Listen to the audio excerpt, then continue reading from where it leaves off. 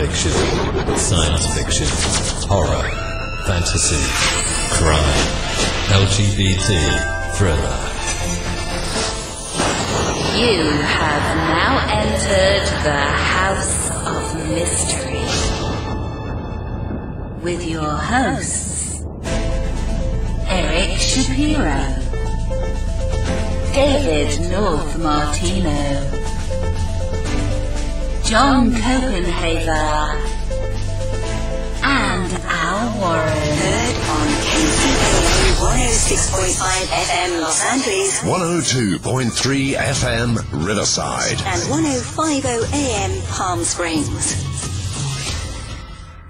We're going to be talking about a new book coming out on April 16th, so you can pre-order it. And we've had one of the authors, or the forward person before. We've had Jesse Ventura on, and now we have Jen Hobbs. So, Jen Hobbs, thank you for being here. Thank you for having me. So, Jen, how did you get involved with old the old governor?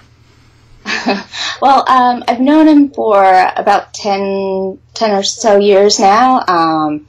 I met him when I was the publicist at Skyhorse Publishing, which is the publishing house that published Don't Start the Revolution Without Me, and I worked with him on that book tour and all of his other book tours after that.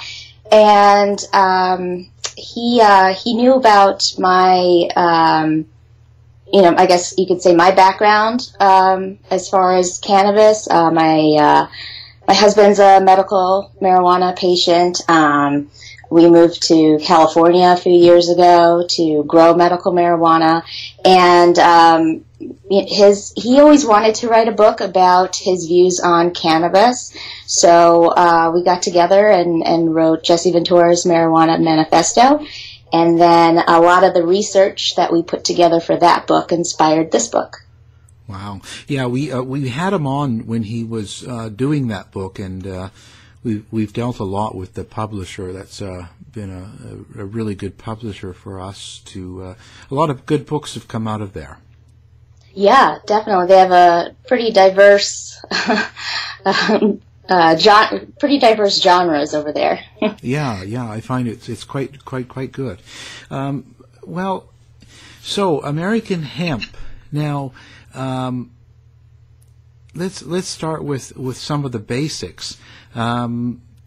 First of all, what do you think let's talk about the history. Why do you think there's so much negativity toward pot or hemp or marijuana, the whole range of it? Like, why? I mean, it's slowly getting there, right, where it's turning into more positive than negative, but there still seems to be a group of people that are, I don't know if it's scared of it or if they're just angry about it or what. There's still some people that are against this whole wave of going legal. So where does that fear come from, do you think? Well, that's a really good question. It seems to be part of our culture in a way. I feel like there's a lot of stigmas behind it, and I think primarily that comes from the fact that marijuana and hemp were, hemp recently was taken off the list, but they were listed as Schedule I narcotics by the federal government. And when you're put on with that listing, that's right next to heroin. So, for people that are looking at, how dangerous is a drug, that's a pretty strange comparison, to put it in the same category as heroin. A Schedule I narcotic is a drug that supposedly is highly addictive and has zero medical benefits, which we know is not true of marijuana or hemp. So I think a lot of it is just educating people and making them realize that, hey, this isn't true about either hemp or marijuana. And I think that the process is really starting to come together now that the government has basically admitted that they were wrong. at least about hemp, and taken hemp off of that list and now labeled it as a agricultural commodity. So I think we're going to see a big shift with that, and especially with people that, I mean, the generations born now where marijuana is legal in some way, shape, or form in most states. And now that hemp is federally legal, I think a lot of that fear and a lot of the misconceptions are really going to start to go away.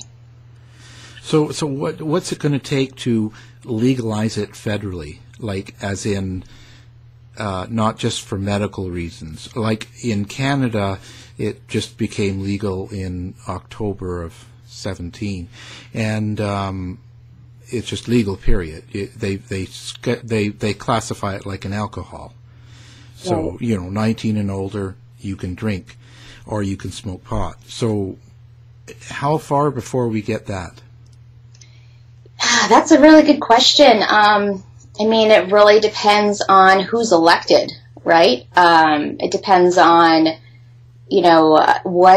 what they are willing to take on. As far as marijuana is concerned, we have at this point, it's over half the country, over half of all the 50 states, have legalized marijuana in some way. Not fully recreational, but most have some sort of medical marijuana program.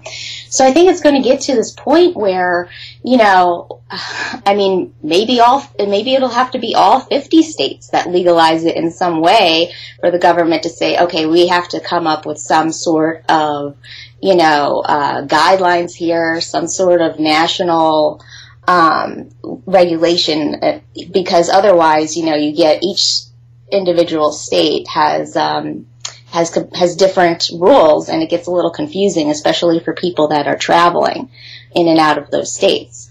You might have a medication that's completely legal in California and then go visit your cousins in Idaho, and it's 100% illegal over there. So, it's just going to get to this point, I think, that we're going to have to, face the fact that it's not a highly addictive substance like heroin and amend the law. One thing that is really interesting, though, is that there are some politicians that are starting to get involved in the medical marijuana or just legal marijuana business. John Boehner actually is on the board of one of the very big corporations. I guess you could call it a corporation. One of the big marijuana companies, and he's been coming out lately and saying, "Oh yeah, it's time for the government to just legalize this." And then, meanwhile, his entire political career, he said the opposite. Well, I think that kind of runs, if you're a conservative, it runs for your constituents, right? So you don't want to be coming out pro something if you won't get voted in. That's why, which is kind of hypocritical in a sense, But I mean, I'm glad he's come out now. But yeah.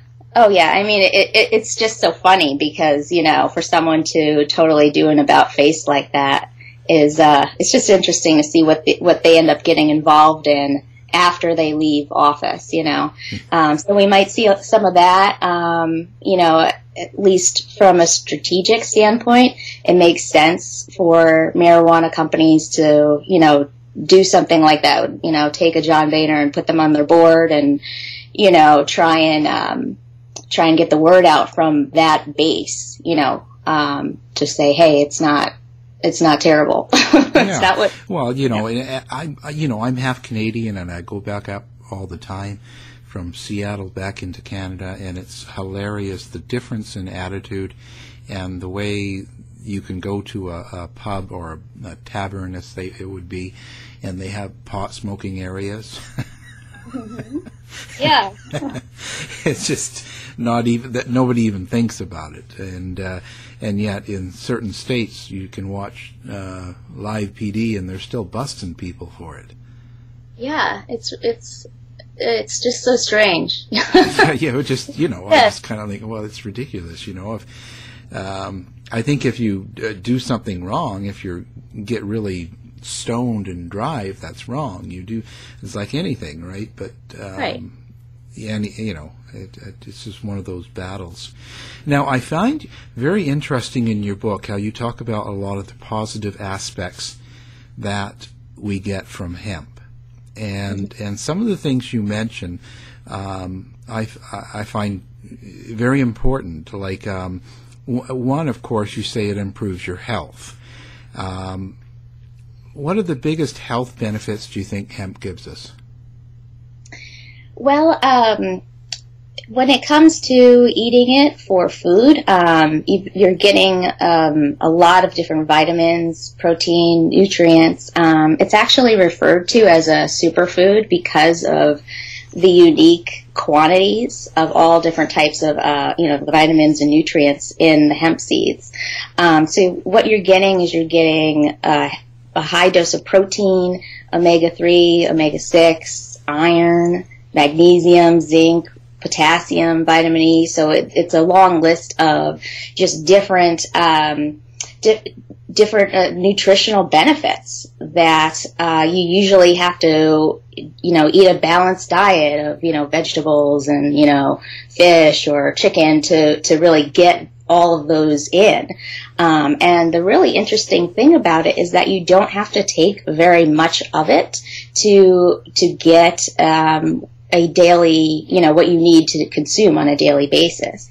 So, for instance, if you went to the store and picked up a pack of hemp protein, you might only need to take about 4 tablespoons of that to get a rich fiber and protein amount. So it's if you look at it from a serving standpoint, so like 4 tablespoons of hemp protein powder, that satisfies about 50% of our daily recommended fiber serving.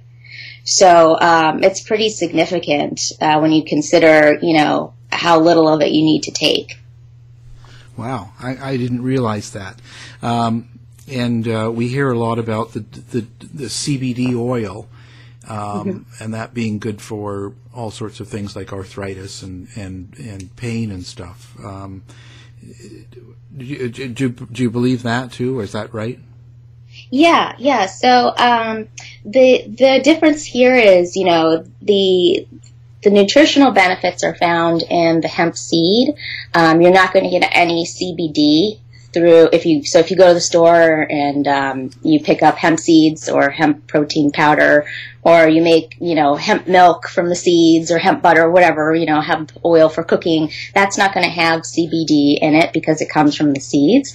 The CBD comes from the hemp flower, and that actually, there's been so much research into CBD, the cannabinol, in the hemp plant, and also CBDs in marijuana as well. So what they've found is that it helps so many different ailments, everything from glaucoma to heart disease, pain from arthritis, as you were saying, anxiety, and just,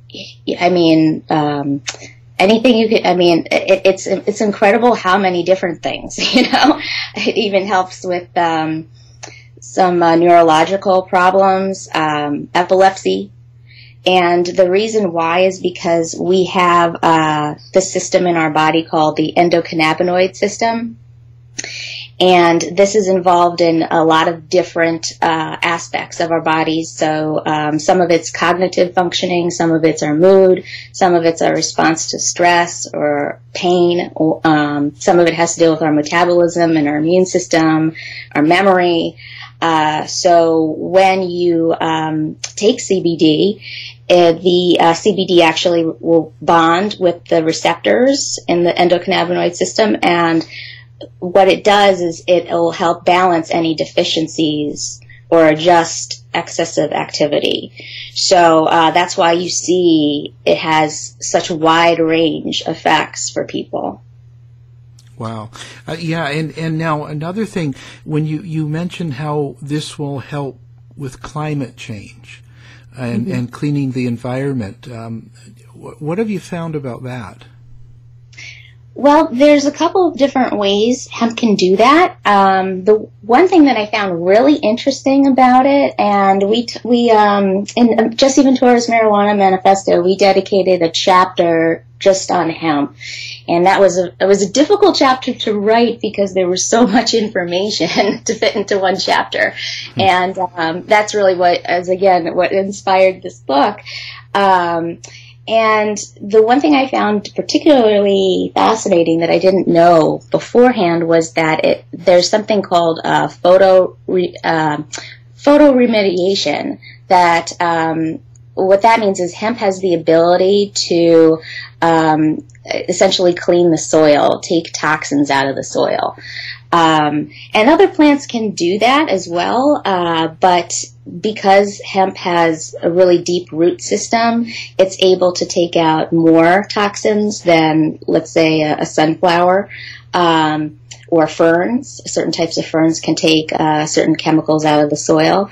But what's really fascinating is all of the different studies that have been done to show the degree at which hemp can remove toxins. So, for example, when the Chernobyl blast occurred, there were some researchers that brought hemp over and planted it in the soil, and they found that it actually removes the radiation from the soil. And then there's other studies as well that show that it takes out lead. So, for instance, over in Italy right now, there's a town of farmers that are using hemp to clean farmland that was exposed to industry toxins, and lead was one of those toxins. So they're using it to hopefully clean that out of the soil so that the land can be used again for farming. Wow. Yeah, and you talk about its there's a lot of benefits. So we were talking about health and we're talking about climate change and stuff, but there's benefits in industry and there's plenty of uses for hemp that aren't just about eating it or intaking it. What do you think some of the best things it can do in society? Yeah, so there are so many different paths for hemp, which is really the incredible part. We really hear a lot in the news about CBD. We hear about, obviously it's a nutritional benefit. And then, there's a lot of different health and beauty care products that already incorporate it, lotions or bath bombs or shampoo, things like that. But there's a whole other range, obviously, because hemp's always been used for creating rope, clothing. You can make paper out of it, but a lot of different industries are finding ways to incorporate hemp into their existing products. So, for example, in the car industry, BMW has been incorporating hemp into the doors of the car. So instead of using carbon fiber, they take natural fibers and they use hemp to create those same plastic doors that decrease the weight of the car, which helps, with the fuel economy and so on. And what this also does is it helps make the car a little bit more eco-friendly because of the way in which you make that material with hemp. It doesn't use the same chemicals. So that's really a really big environmental benefit as well, when you're able to, add it to existing products and also, obviously help the environment at the same time. That's pretty amazing. I just I can't believe how much possible use there is for it. Why was it made illegal before? Like, what was the problem, and when did they make it illegal? So that's really an interesting history. Back in the 1930s, there was a movement to start a taxation system for marijuana. It was called the Marijuana Tax Act. And hemp was included in that act. And essentially, what the government at that time decided was, well, we can't really ban something, but we can tax it to the point where people would be uninterested in producing it or buying it. And so that's essentially what occurred. The Marijuana Tax Act was part of the IRS code. So essentially, if you wanted to grow hemp, you had to sign up for a special permit. You had to pay the government, and then if you wanted to process it, you also had to pay, a tax on that. And it just got to this point where people were like, well, this is the only crop that we have to pay all these taxes for, and is it really worth it? Is this going to, from one crop year to the next, you just never know how it's going to turn out. You could have, an early frost come in or something like that, and they just didn't want to take that risk at the time. So hemp became, it just kind of died out essentially.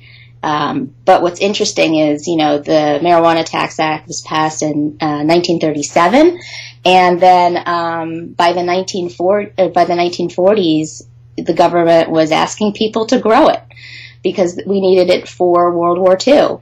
And they took all the taxes away, and the USDA actually helped farmers learn how to grow it. They built all these different processing plants. It was really quite an enormous task. And then immediately after the war, they started implementing these taxes again. So it's just really, it's really interesting. And the reasoning why was because, they were trying to say, well, it looks similar to marijuana.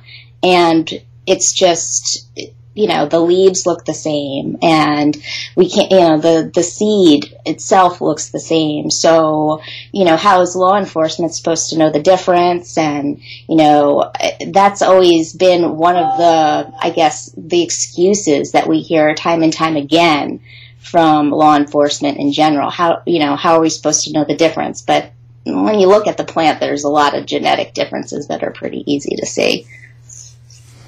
So what are the biggest things that we face in getting it legal in all aspects? So what do you think the biggest blocker is right now? Well, for hemp in particular, or for marijuana? Well, probably for all. We could start with hemp. Sure. So with hemp, the Farm Bill, the 2018 Farm Bill, made hemp federally legal. So all aspects of hemp are federally legal, but they're still subject to regulation at this point. So what the federal government did is it put out certain guidelines, and then it said to the states, it's up to you guys to figure out exactly how you want to regulate this in your own state. So there are 2 states right now that decided that they are going to continue their ban on hemp up till 2020, and then they're going to assess what they want to do. So in Idaho and in South Dakota right now, hemp is still considered illegal and the same as marijuana, which is also illegal. So it's just kind of interesting that they decided to go that route when it's federally legal, and we have at least 40 states right now that have already legalized hemp and are looking to put together plans to get people to put hemp in the ground this year. So some of it again is misconception, but I think the one challenge that we might have is going to be with CBD. Because technically, since hemp is now federally legal, and that makes CBD from hemp federally legal, the FDA is going to have to weigh in on the guidelines around that. If it can be put in beverages, for instance, which it already is because states have legalized that. Certain states have legalized that, but on a federal level, what are they going to allow? What are they not going to allow? What the parameters are? And they're supposed to be deciding that. They were supposed to have a meeting on it this month, but it was postponed to May. So we still don't really know. Well, I think some of it is probably there's a lot of misinformation or a lot of things people don't understand. So maybe in a simple sort of explanation, what is the difference between cannabis, hemp, and marijuana? Like what is the difference when people are they seem to use these words interchangeably, but they're not really the same, are they? Right, exactly. And that's part of the problem is, it has been used interchangeably for so long because our laws have said it's the same for so long, and it's not. The first chapter of the book, I kind of go over all of the differences between the two.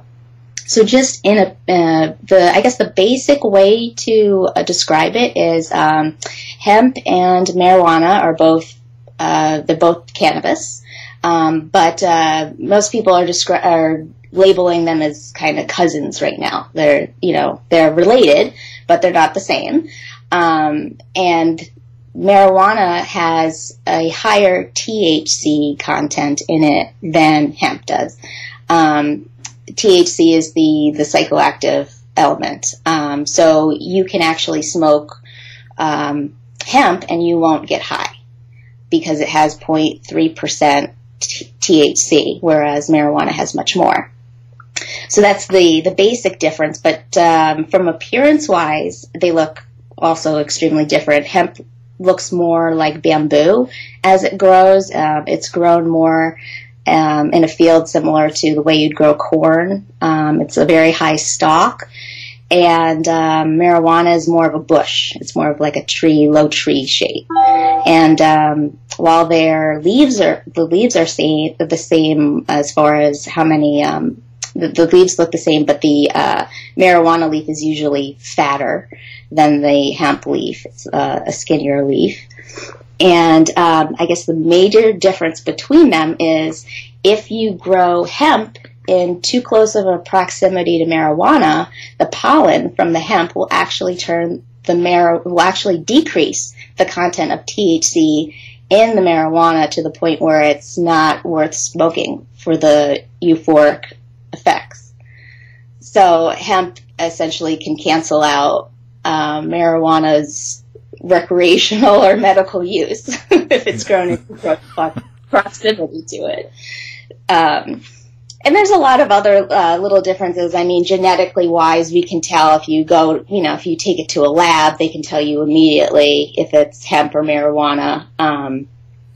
Well, and hemp tends to be used more for things like paper and clothing and stuff like that. Right, exactly. There's a reason it's called industrial hemp. It's more for those purposes, exactly. Yeah, and now what are the other purposes for the cannabis, or is it just about for marijuana? Yeah, for marijuana, it's just that one purpose. That's all it is. Okay, well, that's pretty straightforward. Yep. What kind of feedback are you getting releasing a book like this and doing this sort of work? What's the general attitude you get from people? Well, it's really interesting. When Jesse Ventura and I, when we went on tour with the Marijuana Manifesto, that was back in 2016, and people that we spoke to were really, a lot of people didn't know about all of the things that hemp could do, or all of the medicinal properties of cannabis, and it really opened their eyes to a lot of information and a lot of American history that we really aren't taught.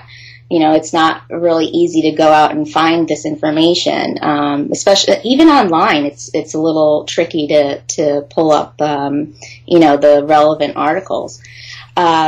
So, between that and then with this book, I hope that it continues to, really help to educate people about the two plants. And definitely, the one thing that I really find interesting is that, when you look at polling, and they always refer to Gallup polling in the country for marijuana, should it be legal, should it not? Overwhelmingly now, it's like past 60% want it legal. And I feel like the more information that we can get out there to people to really push, to show that, hey, it's not as dangerous as you were led to believe, can only help for people, health-wise, and for the economy and for the environment. Yeah. So, I was going to ask, what do you hope people get out of your book? Yeah, that's basically it. I mean, I want to. The reason I really wrote it as well was because I wanted to show that prohibition really doesn't help anybody. I mean, we've had this prohibition on cannabis since the on and off throughout our history since the 1930s, and it doesn't help us. I mean, everyone knows the story about prohibition for alcohol in America and how, all it did was made gangsters powerful. It didn't take alcohol away. It just put it in the hands of criminals, and it didn't really help anybody. It didn't stop people from drinking. And when you legalize something, you can regulate it. You can, make it safe to consume. You can, make sure, for instance, as it pertains to cannabis, that it's grown without pesticides and that, it's safe to consume. So, the reasoning behind it is really that prohibition doesn't do anything but harm us and harm our economy. And there's really a lot of tax to be collected as well on things like this, isn't there? Oh, yeah, definitely. That was actually one of the main reasons they took away prohibition, was they're like, hey, you're drinking anyway, and I'm not, the federal government's not getting their tax. Yeah. But yeah, I mean, a lot of states, and you have to, for marijuana in particular, there's so many taxes you have to pay, especially if you're growing it recreationally. And hemp is still, since it's an agricultural crop, it's hopefully never going to come to that. But you still have to pay a permit and an application fee, and have enough capital to get started up, to be approved for growing it. So, we'll see what happens. But, I mean, that the federal government was probably taking a look and saying, well, we can get a little bit more money if we just legalize this. Yeah, I mean, yeah, it's pretty amazing. Okay, so now, what kind of information do you want to give out about yourself? Do you have a website, blog, anything like that? And where can people get a hold of you? Sure. So I started a blog to go along with this book because, especially since the Farm Bill was passed, there is so much information out there, and I just wanted to keep people up to date on the latest information as far as hemp legalization goes, and any medical studies that come out that are promising, that either pertain to some of the topics in the book or are completely new topics.